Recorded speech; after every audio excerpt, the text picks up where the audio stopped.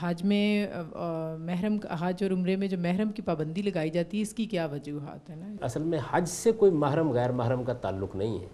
نبی صلی اللہ علیہ وسلم نے اپنے زمانے کے حالات کے لحاظ سے عورتوں کو سفر کرنے کے بارے میں، وہ جہاں بھی سفر کریں، یہ نصیحت کی تھی کہ چونکہ تم کو اکیلے جانا ہوتا ہے، قافلوں میں سفر کرنا ہوتا ہے۔ آپ دیکھیں نا، مکے اور مدینے کے درمیان 6 دن کی مسافت تھی، جنگلوں میں آپ کو گزرنا ہے، کہیں رات گزارنی ہے، تو یہ خواتین 3 دن کی مسافت کے لیے اگر نکلتی ہیں تو یہ محرم کے بغیر سفر نہ کریں۔ یہ ان کو فتنے سے بچانے کے لیے تھا۔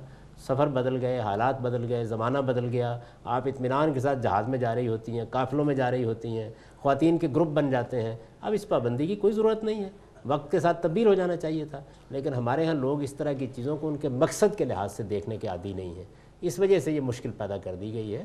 یعنی اس کا حج سے کوئی تعلق نہیں تھا۔ مجھے تو حیرت ہوتی ہے، ایئر ہوسٹ سے ہیں، ساری دنیا میں سفر کر رہی ہوتی ہیں، اور جب ان کو حج کرنا ہوتا ہے تو جدے سے پوچھ رہی ہوتی ہیں کہ اب محرم کہاں سے تلاش کیا جائے۔